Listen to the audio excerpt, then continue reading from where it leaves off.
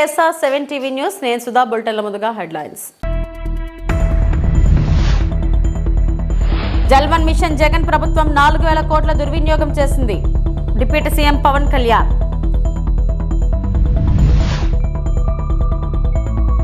విశాఖ మార్గశిర ఉత్సవాల సందర్భంగా కనక మహాలక్ష్మి అమ్మవారిని దర్శించుకున్న హోంమంత్రి వంగల్పూడి అనిత. ఆటో డ్రైవర్లకు మద్దతుగా బీఆర్ఎస్ పార్టీ నిరసన.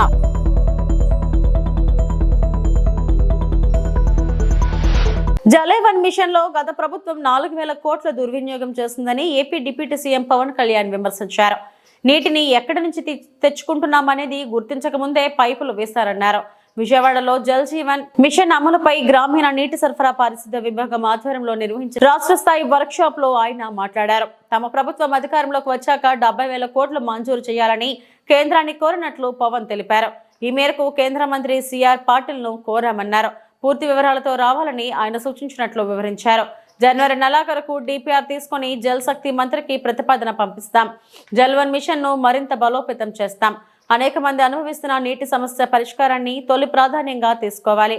రోజుకు మనిషికి సగటున 55 లీటర్ల పరిశుభ్రమైన నీటిని ఇవ్వాలన్నదే ప్రధాని మోడీ కళ. నిరంతరం ప్రతి ఒక్కరికి నీటి సరఫరా ఉండాలనే ఆకాంక్షతో జల్ జీవన్ మిషన్ ప్రారంభమైందని పవన్ పేర్కొన్నారు. మీరు రిజర్వాయర్ నుంచి తీసుకొని మీరు అది ప్రజలకు ఇవ్వాలి, అంతేగాని గ్రౌండ్ వాటర్ నుంచి కాదు ఇదని చెప్తే.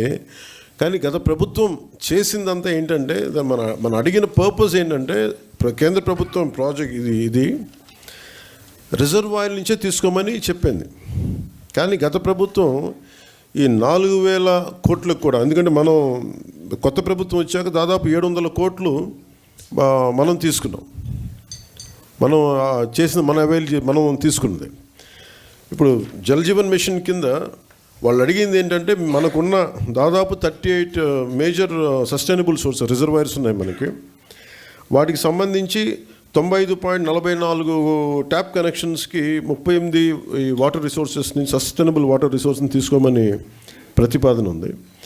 కానీ గత ప్రభుత్వం ఏం చేసిందంటే 4000 కోట్లు కూడా గ్రౌండ్ లెవెల్లో చూస్తే కంప్లీట్గా కేంద్ర ప్రభుత్వం నిబంధనలకు వ్యతిరేకంగా చేశారు. ఏదో 1-2 స్కీములు తప్ప మిగతావన్నీ కూడా, అంటే ముందు పైపులు కొనేశారు. ఫస్ట్ ఎక్కడైనా సరే మనం నీటిని ఎక్కడి నుంచి తెచ్చుకుంటాం అనేది గుర్తించడం మానేసి ముందు పైపులు వేసేసారు. అవసరమైతే ఒక బోర్ పాయింట్ తవ్వేశారు.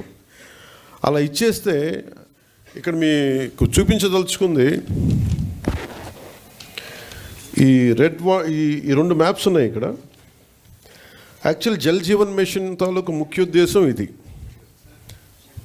38 సస్టైనబుల్ రిజర్వాయర్స్ నుంచి దీని మ్యాపింగ్ ఇలా ఉండాలి. ఈ రెడ్ ఎందుకున్నాయి ఇక్కడ, ఇవన్నీ ఎందుకున్నాయి అంటే ఇవన్నీ బోర్ పాయింట్స్తో చేసింది. బోర్ పాయింట్స్ నిరంతర సరఫరా ఉన్నది. ఏదో ఒక 5 నెలలు రావచ్చు, లేదంటే వాటర్ చెరువులు బోర్లు ఎండిపోతే మళ్ళీ ఆగిపోతాయి. సో ఇట్లాగా వీళ్ళు 4000 కోట్లు ఖర్చు పెట్టినా కానీ వాస్తవానికి అవేవి పనిచేసే పరిస్థితిలో లేవు. సో దిస్ ఇస్ 4000 కోట్లు దుర్వినియోగం అయిపోయినట్టుగా మనం భావించవచ్చు. సో అందుకని మళ్ళీ తిరిగి కొత్త ప్రభుత్వం వచ్చాక గౌరవ ముఖ్యమంత్రి శ్రీ నారా చంద్రబాబు గారి ఆధ్వర్యంలో, ఆయన నాయకత్వంలో ఆయన మాకు చెప్పిన ప్రమాణాలు కానీ ఆదేశాలు కానీ, మేము ఈ సస్టైనబుల్ వాటర్ సోర్స్ని ఎంత బలోపేతంగా ముందుకు తీసుకెళ్ళాలి, అలాగే ఎలాగ దీన్ని ఈ కన్జర్వేషన్ ఒక దీన్ని భాగం చేయాలి, దీంట్లో వీటన్నిటిలో మేము ముందుకెళ్తాం. మొన్న నేను సిఆర్ పాటిల్ గారి దగ్గరికి కూడా నేను వెళ్ళినప్పుడు కేరళ 45,000 కోట్లు అడిగింది. మేము అడుగుతుంది కనీసం మాకున్న రాష్ట్రానికి మాకున్న పరిధి కనీసం ఒక 70,000 కోట్లు. విశాఖ మార్గశిరం ఉత్సవాల సందర్భంగా కనక మహాలక్ష్మి అమ్మవారిని దర్శించుకున్న హోంమంత్రి వంగల్పూడి అనిత. మంత్రికి పూర్ణ కుంభంతో స్వాగతం పలికిన అధికారులు. ఆలయ సాంప్రదాయం ప్రకారం మంత్రి చేత అమ్మవారికి ప్రత్యేక పూజలు చేయించిన వేద పండితుల ఆశీర్వచనం అనంతరం హోంమంత్రికి జ్ఞాపికను అందజేసిన అధికారులు.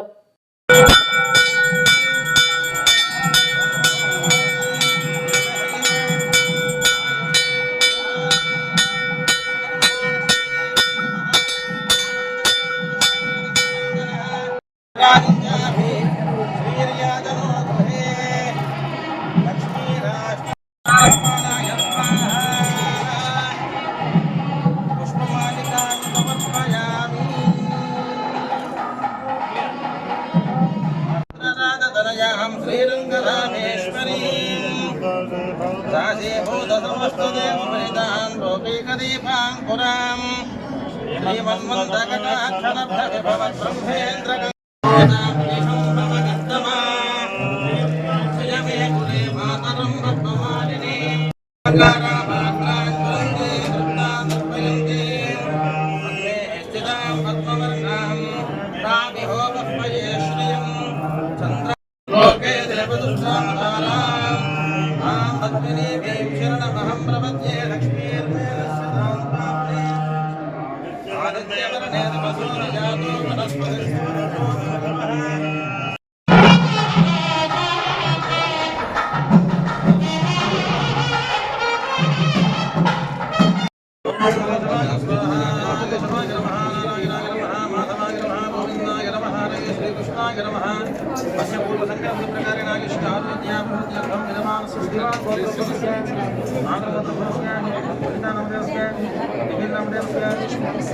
అసెంబ్లీ ఎన్నికల్లో ఆటో డ్రైవర్లకు ఇచ్చిన హామీలను వెంటనే అమలు చేయాలని బీఆర్ఎస్ కార్యనిర్వాహక అధ్యక్షుడు కేటీఆర్ నిరసన వ్యక్తం చేశారు.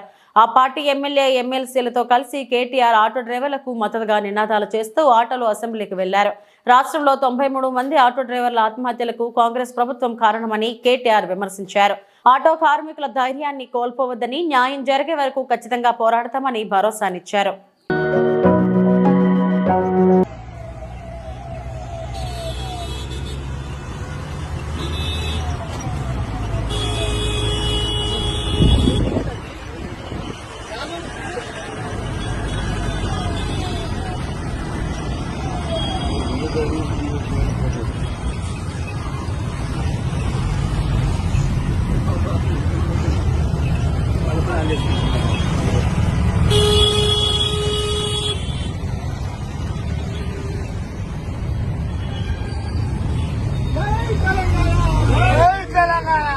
బీఆర్ఎస్ పార్టీ 10 ఏళ్ల పాలనలో రహదారులను విధ్వంసకరంగా మార్చిందని ఆర్ఎండ్బీ శాఖ మంత్రి కోమటిరెడ్డి వెంకటరెడ్డి విమర్శించారు. రాష్ట్రంలో మట్టి రోడ్లు లేకుండా చేస్తామన్న కోమటిరెడ్డి కేంద్ర రాష్ట్ర ప్రభుత్వాల సహకారంగా పనులను వేగవంతం చేశామని తెలిపారు. ప్రతి గ్రామం నుంచి మండలం వరకు సింగిల్ బీటీ రోడ్, మండల కేంద్రం నుంచి జిల్లాకు వెళ్లేందుకు డబుల్ బీటీ రోడ్డు వేయడమే ప్రభుత్వ లక్ష్యమని మంత్రి కోమటిరెడ్డి వెంకటరెడ్డి స్పష్టం చేశారు. ఇప్పుడు మేము పూర్తి చేసి పనులు ప్రారంభించాం. ఎందుకు స్టార్ట్ కాలే పని? మీ అధ్యక్ష వాళ్ళు చేస్తే కేంద్ర మంత్రి గారు గడ్కరీ గారు ఫౌండేషన్ వేస్తే గౌరవ అధ్యక్షులు గౌరవ స్పీకర్ సార్ గౌరవనీయులు మీ కాన్స్టిట్యూన్సీ అక్కడ మీరు కూడా మాకు ఆదేశించారు. ముఖ్యమంత్రి గారు కూడా కొడంగల్ పోయే రూటు అక్కడ ఎక్కువ యాక్సిడెంట్లు అయ్యే జోన్ అది.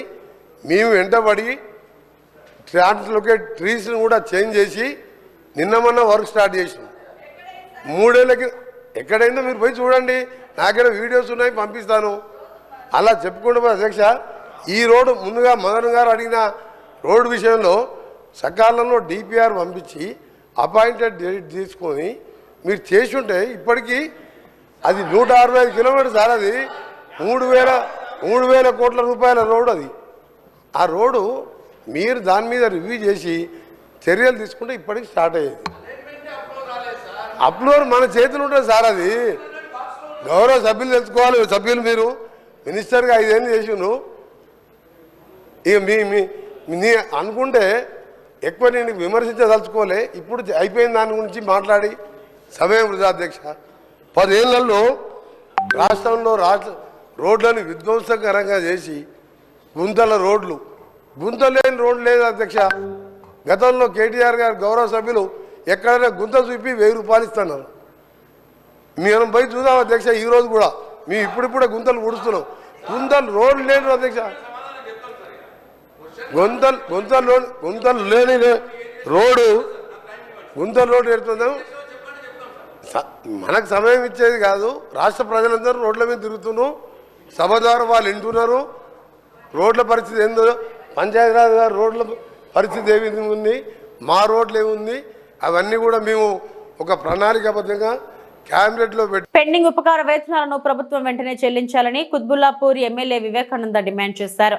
ఉద్యోగాలు వచ్చినా బకాయిలు చెల్లించక సర్టిఫికెట్లు తీసుకోలేని పరిస్థితి ఉందని విమర్శించారు. కాంగ్రెస్ ప్రభుత్వం విద్యార్థుల పట్ల సానుకూల ధోరణితో ఉండాలని వివేకానంద కోరారు. ఈ ఏడాది విదేశీ విద్యా ఉపకార వేతనాలకు సంబంధించిన దరఖాస్తులపై స్పష్టత ఇవ్వాలని కోరుతూ కాంగ్రెస్ ప్రభుత్వం లంచం తీసుకోకుండా ఏ పని పూర్తి చేయడం లేదంటూ అనుచిత వ్యాఖ్యలు చేశారు. దీనికి స్పష్టంగా సమాధానం చెప్పాలని చెప్పేసి మంత్రి గారు కోరుతాను అధ్యక్ష. ఎందుకంటే భవిష్యత్ తరాల గురించి పెట్టుబడి విద్యార్థులపైన చెప్పేసి ముఖ్యమంత్రి గారు అన్నారు. కానీ భవిష్యత్ తరాల వారిది మరి ప్రశ్నార్థకంగా అంధకారంగా కనపడుతోంది ఈ యొక్క చర్య వల్ల అని చెప్పి చెప్పక తప్ప అధ్యక్ష. అధ్యక్ష, రెండోది, మనకి దగ్గర మన బడ్జెటే 3 లక్షల కోట్ల బడ్జెట్, 1,27,000 కోట్ల రూపాయల అప్పు ఈ ఏడాది కాలంలో జరిగినట్టు స్పష్టంగా అర్థమైంది. ఒక 100 కోట్లు పేద విద్యార్థుల నుంచి వెచ్చించడానికి ఎందుకు ప్రభుత్వం వెనకబోతుందని చెప్పి నేను ప్రశ్నిస్తాను అధ్యక్ష. ఈ నిర్లక్ష్య వైఖరికి కారణం ఏందో చెప్పాల్సిగా నేను మంత్రి గారికి కోరుతాను అధ్యక్ష స్పష్టంగా. అధ్యక్ష, మీరు ఓవర్సీస్ స్కాలర్షిప్ గురించి అడుగుతున్నాను. ఓవర్సీస్ స్కాలర్షిప్ లో మీరు ఇచ్చినట్టు మేనిఫెస్టోలో ఈ పేద మధ్య తరగతి అన్ని వర్గాల ప్రజలకు అధ్యక్ష, ఎస్సీ ఎస్టీ బీసీ మైనార్టీలో ఉన్నటువంటి అగ్రవర్గాల పిల్లలందరూ కూడా 20 లక్షల నుంచి 25 లక్షల రూపాయలు చేస్తా అని చెప్పేసి మాట ఇచ్చి ఇప్పటి వరకు దానికి కూర్చొని అధ్యక్ష. కొత్త 5 లక్షలు ఎక్కువగానే కొండ నాలుకకు మందేస్తే ఉన్న నాలుగు కొడిపోయినట్టు ఉన్న సంవత్సరానికి రాష్ట్రంలో అత్యంత అవినీతి ఎమ్మెల్యే ఎవరు అని పోటీ పెడితే ఆదిరెడ్డి వాసునే మొదటి స్థానంలో ఉంటాడని ఆరోపించారు. వైఎస్ఆర్సీపీ మాజీ MP Margani Bharat dumping yard contractor వద్ద స్థానిక ఎమ్మెల్యే 2 కోట్లు డిమాండ్ చేశారనే ఆరోపణలు ఉన్నాయన్నారు. అలాగే ఇసుక నుంచి వచ్చే డబ్బులు లెక్క పెట్టలేక ఆదిరెడ్డి 3 కరెన్సీ లెక్కించే మిషన్లు కొనుగోలు చేశారట అని వ్యాఖ్యలు చేశారు. రాజమండ్రి మాజీ ఎంపీ మార్గాని భరత్ తాజాగా మీడియాతో మాట్లాడుతూ కూటమి ప్రభుత్వం వచ్చిన 6 నెలల కాలంలో ఈవీఎం ఎమ్మెల్యే ఆదిరెడ్డి వాసు దంతాల లిస్ట్ లెక్కలేనంత ఉంది. కోటిలింగాల ఘాట్ నుండి 4th బ్రిడ్జ్ వరకు ఉన్న 15 ర్యాంపులో డ్రెడ్జింగ్ చేసి 800 లారీలు ప్రతిరోజు అక్రమంగా ఇసుక తరలిస్తున్నారు. ఇక్కడ ఎమ్మెల్యే మామూలు వసూలు అవుతుంది. లారీకి 8,500 రూపాయలు తీసుకుంటున్నారు. స్థానిక ఈవీఎం ఎమ్మెల్యేకు రోజుకు ఈ ర్యాంపుల ద్వారా 24 లక్షల రూపాయలు ఆదాయం వస్తుంది. ఆనంద్ నగర్, క్వారీ ప్రాంతాల్లో పేకాట క్లబ్బులు కూడా స్థానిక ఎమ్మెల్యే ఆదేశాలతోనే నిర్వహిస్తున్నారు. ఇటువంటి ఎమ్మెల్యే అసెంబ్లీలో భూ కబ్జాల గురించి మాట్లాడడం హాస్యాస్పదం. ఎమ్మెల్యే వెనకాలే తిరిగే వ్యక్తులు అనేక చోట్ల భూ కబ్జాలకు పాల్పడ్డారు. ఎమ్మెల్యే గారికి ఒక లారీకి చిన్న లారీ పెద్ద లారీ యావరేజ్ చేసుకుంటే 4,000 రూపాయలు కెడుతుందంట. అంటే రోజుకి 600 లారీలు చొప్పున వేసుకుంటే ఈ ఈవీఎం ఎమ్మెల్యే గారి సామ్రాజ్యం రోజుకి 24 లక్షల రూపాయలు ఆయన ఆదాయం. ఎంతండి? 24 లక్షల రూపాయలు రోజుకి. ఇంత దారుణంగా యథేచ్ఛగా ఇంకా వైట్ కాలర్ వేసుకుని మరి దోచే కార్యక్రమం చేస్తూ ఉన్నాడు. శాండ్తో పాటు ఇక్కడ ఆనంద్ నగర్, అదేవిధంగా క్వారీ ప్రాంతాల్లో పేకాట క్లబ్బులు నడుపుతూ ఉన్నారు, బ్రాకెట్లు నడుపుతూ ఉన్నారు. మరి ఏమనాలి అంటే ఇవన్నీ పేకాట క్లబ్బులు నడిపే రింగ్ మాస్టర్ మన ఈవీఎం ఎమ్మెల్యేనే. ఇది కాక అసెంబ్లీలో భూ కబ్జాల గురించి మాట్లాడేటంట. నాకు ఎంత ఆశ్చర్యం వేస్తుందో. వీళ్ళు వెనకాల ఉన్న వ్యక్తులందరూ మరి భూ కబ్జా రాయిళ్ళు వీళ్ళందరూ. భాస్కర్ నగర్లో గౌతమి జీవకారుణ్య సంఘం బ్యాక్ సైడ్ భాస్కర్ నగర్లో ఎన్ని వేల గజాలు హాంఫర్ట్ చేస్తూ ఉన్నారు. తిరుపతి జిల్లా సైబర్ క్రైమ్ పోలీసులు గత నెల రోజుల్లోనే ప్రజలు వివిధ రకాలుగా పోగొట్టుకున్న 87 లక్షల రూపాయల విలువైన 435 సెల్ ఫోన్లను రికవరీ చేసి బాధితులకు అప్పగించడం జరుగుతున్నదని జిల్లా ఎస్పీ సుబ్బారాయుడు తెలిపారు. బుధవారం తిరుపతి జిల్లా పోలీస్ కార్యాలయంలో ఏర్పాటు చేసిన విలేకరుల సమావేశంలో ఇందుకు సంబంధించిన పూర్తి వివరాలను వారు మీడియాకు వెల్లడించారు.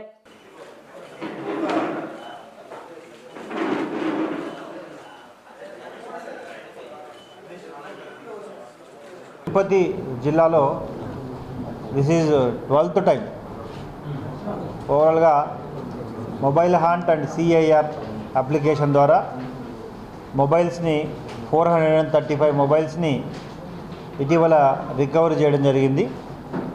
వీటన్నిటినీ కూడా ఆ మొబైల్ యొక్క వినియోగదారులకు అప్పచెప్పడం జరుగుతుంది. దాదాపు 85 లక్షల విలువ చేసే ఈ మొబైల్స్ని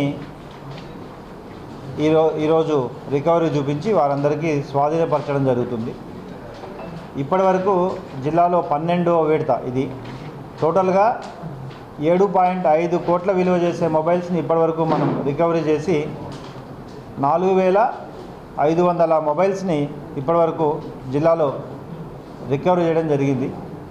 ఈ మొబైల్ హ్యాండ్స్, తర్వాత వాట్సాప్, తర్వాత CIR పోర్టల్ ద్వారా సత్ఫలితాలని cyber team inspector Vinod and additional SP admin వారి ఆధ్వర్యంలో జిల్లాలో మొబైల్ హ్యాండ్ అప్లికేషన్ ద్వారా సత్ఫలితాలను ఇస్తుంది. ముఖ్యంగా తిరుపతి ఆధ్యాత్మిక నగరం, అనేక మంది భక్తులు వచ్చిపోవడం వల్ల చాలా మొబైల్స్ వాళ్ళు మిస్ అవ్వడం జరుగుతుంది లేదా దొంగిలించడం జరుగుతుంది. దాంట్లో భాగంగా చాలా వరకు రికవరీ చేయగలుగుతున్నాం.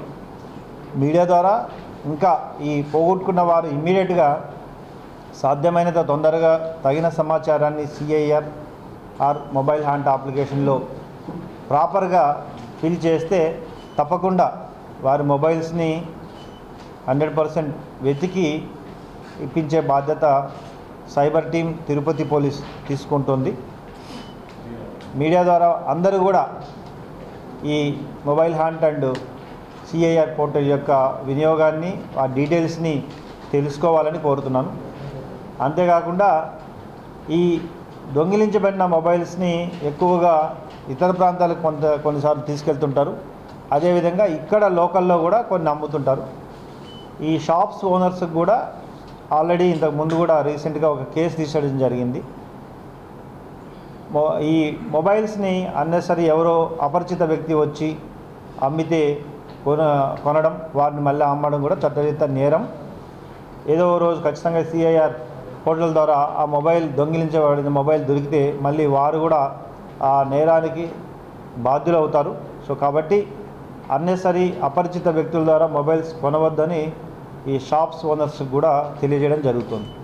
ఇసుకపై యుద్ధం ప్రకటించిన విధంగా ఒకే రోజు ఒకేసారి సుమారు 40 ట్రాక్టర్లతో స్వర్ణముఖి నదిలో ఇసుక రవాణా సాగిస్తున్న ముఠాపై రెవెన్యూ పోలీస్ శాఖ మెరుపు దాడులు నిర్వహించి 17 ట్రాక్టర్లు, ఒక JCBని సీజ్ చేశారు. రేణిగుంట మండలం గాజులమన్యం స్వర్ణముఖి నదిలో మంగళవారం సుమారు 40 ట్రాక్టర్లు, JCBలతో ఇసుక అక్రమ రవాణా సాగిస్తున్నారని స్థానిక VRO విశ్వనాథం ఇచ్చిన సమాచారంతో రేణిగుంట DSP తన సిబ్బందితో సంఘటన స్థలానికి చేరుకున్నారు. 17 ట్రాక్టర్లు, ఒక JCBని సంఘటన స్థలంలో ఉండటంతో వాటిని అదుపులోకి తీసుకుని గాజులమన్యం పోలీస్ స్టేషన్కి తరలించారు. అందులో 8 ట్రాక్టర్లు ఇసుక లోడుతో ఉండగా 9 ట్రాక్టర్లు ఖాళీగా ఉన్నాయి. DSP శ్రీనివాసరావు అదుపులోకి తీసుకున్న ట్రాక్టర్లు, JCBపై కేసు నమోదు చేస్తున్నామని అన్నారు. ఇసుక అక్రమ రవాణా వెనుక ఎవరెవరు ఉన్నారనేది దర్యాప్తు చేసి వెనకాల ఉండే వాళ్లపైన కూడా కఠినమైన చర్యలు తీసుకుంటామని తెలిపారు. సమాచారం మేరకు ఈరోజు DSP గారు, CE గారు, మా సిబ్బంది పిల్లపాలెం గ్రామ పరిధిలో అక్రమంగా ఇసుక తరలిస్తున్నటువంటి 15 ట్రాక్టర్లు, JCBని మేము సీజ్ చేసి ఈ సంఘటనపై మేము కేసు నమోదు చేయడం అనేది తదుపరి విచారణ నిమిత్తం దర్యాప్తు చేస్తాం. సార్ దాని విషయం ఎట్లా సార్ తీసుకుని వస్తున్నారు. కుప్పం బైరగానపల్లి 3వ వార్డులో గల వైసీపీ నాయకుడు ఆండెప్ప ఆధ్వర్యంలో ఉన్న రైస్ మిల్లులో అక్రమంగా రేషన్ బియ్యము పాలిష్ చేస్తున్న వైనం. రైస్ మిల్లుపై ఆకస్మికంగా దాడి చేసి ఆంధ్ర, తమిళనాడుకు చెందిన ప్రభుత్వ రేషన్ బియ్యాన్ని స్వాధీనం చేసుకున్న పోలీసులు. సుమారు 5 టన్నుల రేషన్ బియ్యంను స్వాధీనం చేసుకున్న పోలీసులు.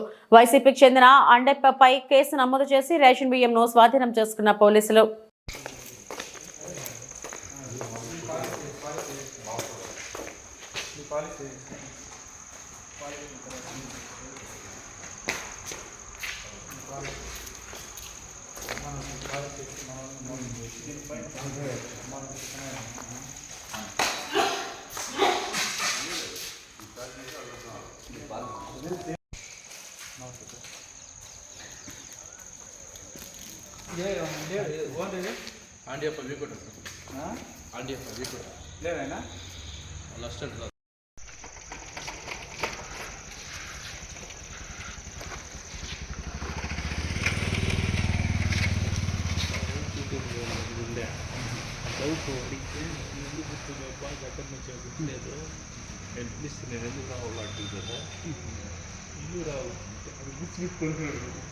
అన్ని బొమ్మలు పిలుస్తారు.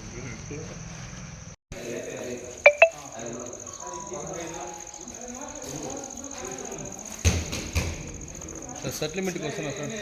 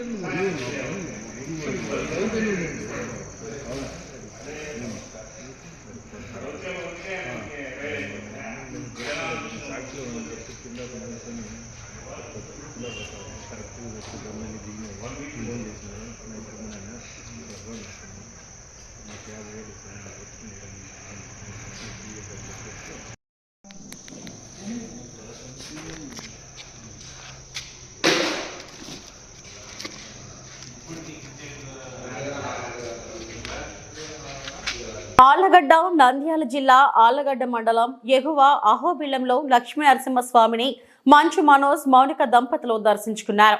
మంచు మనోజ్ మౌనిక కలిసి ఆలయంలో కాసేపు ఏకాంతంగా గడిపారు. ఈ సందర్భంగా అహోబిలం రావడం సంతోషమన్నారు. అహోబిలం రావాలని చాలా సార్లు అనుకున్నామని, సినిమా షూటింగ్ ఇతర పనుల వల్ల రాలేకపోయామన్నారు మంచు మనోజ్. దేవుడే పిలిపించుకుంటారు అంటారే, అది నిజమన్నారు. ఎంతో భారంగా వచ్చానని, ఇప్పుడు చాలా ఆనందంగా ఉందన్నారు. మనసు కష్టంగా ఉంటే ఎవరైనా అహోబిలం రావాలని విశేషమైన దేవాలయమన్నారు. నరసింహస్వామి మీకు ఎప్పుడు తోడుగా ఉండాలని కోరుకుంటున్నానన్నారు మంచు మనోజ్. మంచు మనోజ్ సినిమా విషయాలు తెలుపుతూ, ప్రస్తుతం భైరవ మూవీలో నారా రోహిత్, బెల్లంకొండ శ్రీనివాస్తో నటిస్తున్నాను. అలాగే మీరాయి మూవీ, కిషోర్ తిరుమల మూవీలలో నటిస్తున్నానని తెలిపారు. ఈరోజు ఇక్కడ అహోబిలంకి రావడం నాకు చాలా సంతోషంగా ఉంది. మాకు ఎప్పటి నుంచో అనుకుంటూ ఉన్నాం. నేను రావడం ఫస్ట్ టైం. వెళ్ళినప్పటి నుంచి వెళ్దాం అని చెప్తున్నారు, కానీ అనుకున్నాం కానీ ఎన్నోసార్లు కుదరలేదు. దేవుడే పిలిపించుకుంటారంటారు చూడండి, అది నిజం, మాటలు నిజం. ఈరోజు ఆలగడ్డకి నిన్న మా అత్తగారు జయంతికి పాపని మొట్టమొదటిసారి తీసుకొచ్చాం. అండ్ అది కూడా అత్తగారి జయంతికి తీసుకొద్దాం అని ఇప్పుడు ఎంతో కాలంగా చూస్తున్నాం. షూటింగ్ జరుగుతుంది. ఆవిడ పనుల మీద ఉన్నారు, పిల్లలు. సో ఫైనల్గా నేను బ్రేక్ తీసుకొని ఆ ప్రొడక్షన్ కూడా నాకు ఆఫ్ ఇవ్వడం థ్యాంక్ యూ. అండ్ ఈరోజు ఇక్కడ రావడం చాలా మనసు శాంతిగా ఉంది.